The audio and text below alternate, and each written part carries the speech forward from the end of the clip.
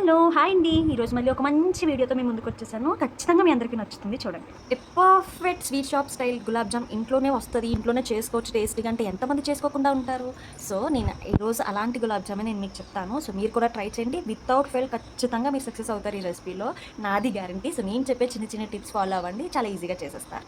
So రెసిపీలోకి వచ్చేస్తే 1 litre పాలకి నేను చేసుకున్నాను. దానికి గాను 22 to 23 గులాబ్ జామ్స్ అయ్యాయి నేను చేసిన సైజ్కి. సో 1 లీటర్ పాలు స్టవ్ మీద పెట్టేసి ఈలోగా మనం పక్కన పాకంకి రెడీ చేసుకుందాము. షుగర్ సిరప్కి ఒక 2.5 గ్లాసెస్ షుగర్ తీసుకొని 2 గ్లాసెస్ ఆఫ్ వాటర్ యాడ్ చేసి పక్కన పెట్టండి, కొంచెం కరుగుతుంది కదా. సో ఈలోగా స్టవ్ మీద పెట్టిన పాలను వదిలేయకుండా కంటిన్యూగా చేయి పీకేంత వరకు, పాలు దగ్గరికి అయ్యేంత వరకు కలుపుతూనే ఉండాలి. నోట్ ద పాయింట్, అస్సలు పాలు కింద అడుగు పట్టకూడదు, టేస్ట్ మారిపోతుంది. సో అడుగు పట్టకుండా కలుపుతూనే ఉన్న తర్వాత ప్యాన్ నుంచి కొంచెం సెపరేట్ అవుతూ ఉంటుంది, దగ్గరికి అవుతుంది మనకు తెలుస్తుంది. సో కోవాన్ అనేది పక్కకు పెట్టేసుకొని స్టవ్ మీద పాకం పెట్టేసుకోండి. ఈలోగా పాకం మరుగుతుంది మనం గులాబ్ జామ్స్ చేసుకునేలోగా. ఇప్పుడు ముందుగా పక్కన పెట్టుకున్న పాలు కోవా అయితే ఏది ఉందో అది ప్లేట్లోకి ట్రాన్స్ఫర్ చేసేసుకొని అందులోనే ఒక 3 టేబుల్ స్పూన్స్ మైదా, ఒక 3 to 4 పించెస్ ఆఫ్ సోడా ఉంటుంది కదా, వంట సోడా, అది కూడా వేసి బాగా మిక్స్ చేసుకోండి. అలాగని ఎక్కువ ప్రెషర్ ఇవ్వద్దు, లూజ్గానే కలుపుకుంటూ ఉండండి. కలుపుకున్న తర్వాత మనము ఒక సాఫ్ట్ కన్సిస్టెంటీ డవ్ అనేది వస్తుంది. అది బాగా కలిపిన తర్వాత దాని మీద ఒక తడి క్లాత్ వేసి పక్కన పెట్టేసుకొని స్టవ్ మీద ఆయిల్ పెట్టుకోండి. ఇంకా వెలిగించేయొద్దు, స్టవ్ మీద ఆయిల్ రెడీగా పెట్టేసుకోండి. ఈలోగా చూస్తున్నారుగా వీడియోలో నేను ఎలాగైతే చుడుతున్నానో మ్యాక్సిమం బ్రేకేజ్ రాదు.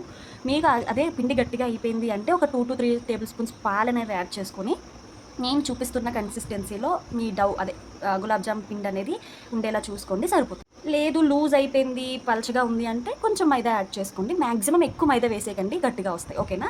ఇప్పుడు స్టవ్ ఆన్ చేసుకొని ఆయిల్ని సిమ్లో మాత్రమే ఉంచండి. సిమ్లో పెట్టి ఒక 2 మినిట్స్ తర్వాత మనం చేసుకున్న గులాబ్ జామ్ బాల్స్ అయితే ఏమున్నాయో అవి మెల్లగా ఆయిల్లో డ్రాప్ చేసేసుకొని ఒక 2 మినిట్స్ మాత్రం అస్సలు కదపకుండా అలా ఉంచేయండి.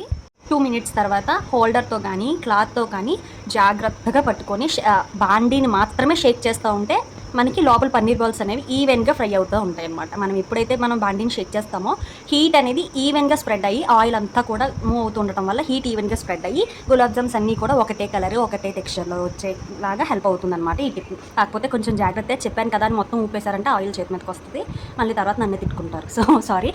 ఏంటంటే అది కొంచెం చూసుకొని మీరు సెట్ చేసుకోండి. ఏం కాదు, ఈజీగానే ఉంటుంది. హోల్డర్తో పట్టుకొని మనం ఈజీగా ఇలా చేస్తుంటే అయిపోతుంది. ఇప్పుడు మనకి అవన్నీ కూడా ఒకటే కలర్లోకి వచ్చేసిన తర్వాత ఈ కలర్ సరిపోతుంది అని మనకు అర్థమవుతుంది. అప్పుడు అవి తీసి డైరెక్ట్గా తీగానే వెంటనే షుగర్ సిరప్లోకి ట్రాన్స్ఫర్ చేసేయకండి. ఒక్క నిమిషం, ఒక్క 5 to 10 సెకండ్స్ బయట ఉంచి అప్పుడు పడేయండి. లేదు వెంటనే వేసేస్తే పైన లేయర్ అంతా మెత్తగా అయినట్టు అనిపిస్తుంది. ఇలా 2 to 3 సెకండ్స్ బయట నుంచి వేయటం వల్ల ఏంటంటే గులాబ్ జామ్ అనేది పర్ఫెక్ట్గా షుగర్ సిరప్ అనేది అబ్జర్వ్ చేసుకొని ఫ్లఫీగా కొంచెం జ్యూసీగా వస్తాయి అనమాట. చాలా గులాబ్ జామ్స్ అనేవి ఆయిల్లోంచి తీసేసినప్పుడు స్టవ్ ఆఫ్ చేసేయండి. అప్పుడు నెక్స్ట్ బ్యాచ్కి ఆయిల్ అనేది మోడరేట్ హీట్లోకి వచ్చేస్తుంది అనమాట. అలాగే మిగతా గులాబ్ జామ్స్ అన్ని కూడా రెడీ చేసుకుని లో హీట్లో ఉన్నప్పుడు మాత్రమే గులాబ్ జామ్ వేసుకొని సేమ్ ప్రాసెస్ మళ్ళీ చేసేసుకుంటే ఎంతో ఈజీ అండ్ టేస్టీ అయిన గులాబ్ జామ్ రండి. సో మీరు కూడా ట్రై చేసి ఎలా కుదిరిందో చెప్పండి. Thank you. ఇంకా మీకు నెక్స్ట్ ఏ రెసిపీస్ కావాలో కామెంట్ చేయండి. By by. Stay tuned our channel. ఆగండి, వీడియో అయిపోయిందని వెళ్ళిపోతున్నారా? లైక్, షేర్, సబ్స్క్రైబ్ ఎవరు చేస్తారు? చేయండి. చేశారు కదా. By by.